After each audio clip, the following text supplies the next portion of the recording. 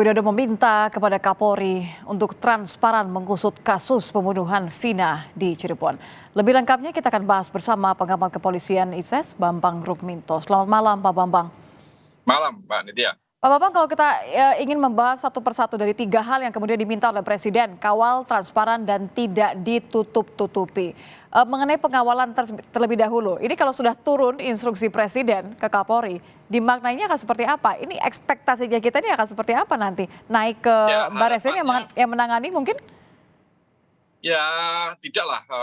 Barreskrim tetap menjadi supervisi dari kasus ini, gitu. Yang mensupervisi apa yang dilakukan kawan-kawan Polda Jawa Barat, gitu. Tetapi tentunya ini harus dikerjakan secara serius dan benar-benar bisa semua langkah-langkah harus bisa dipertanggungjawabkan secara ilmiah dan logis, gitu. Jadi artinya kalau melihat instruksi dari Presiden ini, Presiden juga mendengar keluhan yang dirasakan masyarakat. Kejanggalan-kejanggalan itu sampai ke telinga Presiden, gitu. Makanya sampai Presiden menyampaikan hal tersebut, artinya kasus ini memang benar-benar ada kejanggalan. Saya melihatnya seperti itu.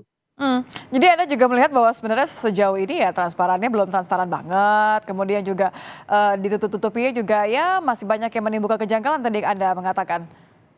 Ya, lagi-lagi ini masalah salah satunya mungkin masalah komunikasi yang disampaikan Polda Jawa Barat ya. Ketika ada perubahan pernyataan dari 3 DPO, kemudian ditangkap 1, kemudian 2 DPO kurang bukti. 2 ada bukti, ternyata ada cuma hanya kesaksian. Hal seperti itulah yang akhirnya memunculkan kejanggalan-kejanggalan gitu. Jadi harus ada perbaikan terkait dengan komunikasi publik ya, yang dilakukan oleh Polda Jawa Barat seperti itu. Ini kita bicara mengenai transparansi yang seperti apa yang ideal ya. Artinya ini kan sebenarnya kan sudah masuk di tahapan yang semua mata ini menyorotnya ke kasus ini gitu. Transparansi seperti apa yang menurut Anda yang harus dilakukan saat ini? Kalau terkait dengan kasus pembunuhannya ya yang sudah 8 orang itu sudah inkrah. Proses ini seolah-olah kan sudah berjalan dengan benar itu. Polda Jawa Barat sudah melakukan prosedur dengan benar. Konon seperti itu. Tapi kan faktanya masyarakat masih menyaksikan bahwa proses itu dilakukan dengan benar karena munculnya perubahan-perubahan yang sangat intens ya, dari ada DPO kemudian dicabut seperti itu tadi lah. Makanya kalau kemudian ingin lebih transparan itu harus sajikan saja bukti-bukti material yang lebih kuat itu. Jadi ini isunya bukan lagi sekedar komunikasi yang harus transparan ya? Antara kesaksian dengan bukti-bukti itu harus dibandingkan seperti itu. Oke, tidak lagi menjadi satu masalah mengenai komunikasi apa yang menjadi bahan pemeriksaan oleh polisi. Tapi kalau kita lihat juga sejalan nggak dengan instruksi Presiden agar tidak ada yang ditutup-tutupi dari kasus ini terkait ada banyaknya sekali kejanggalan? Ya, artinya selama ini Presiden merasakan masih ada yang ditutup-tutupi, ya. Makanya muncul instruksi itu.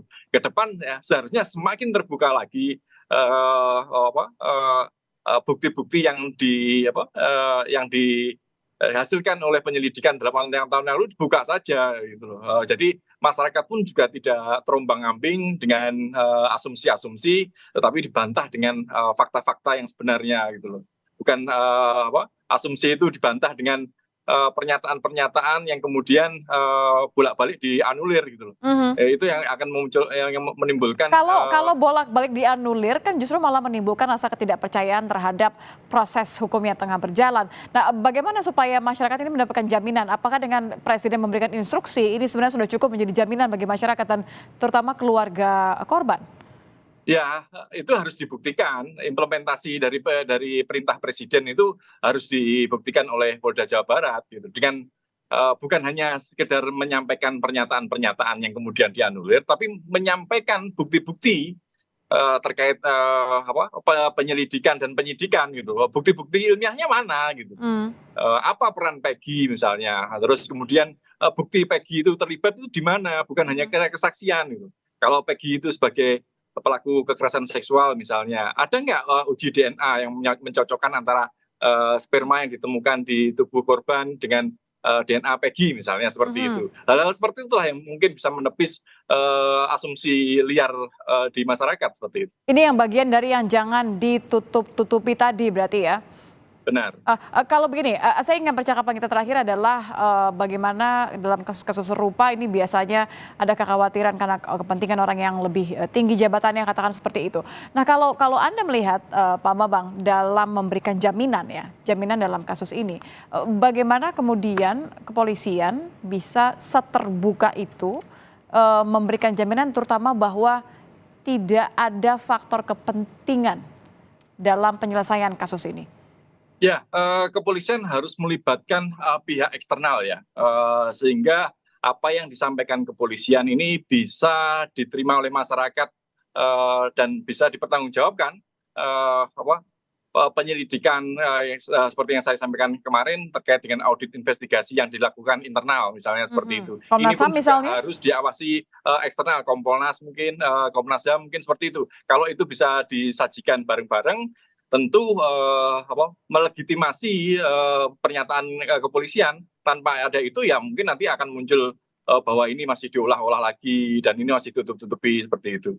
Baik, terima kasih Pak Bambang Rukminto sudah bergabung bersama kami, pengamat kepolisian ISS. Selamat malam Pak.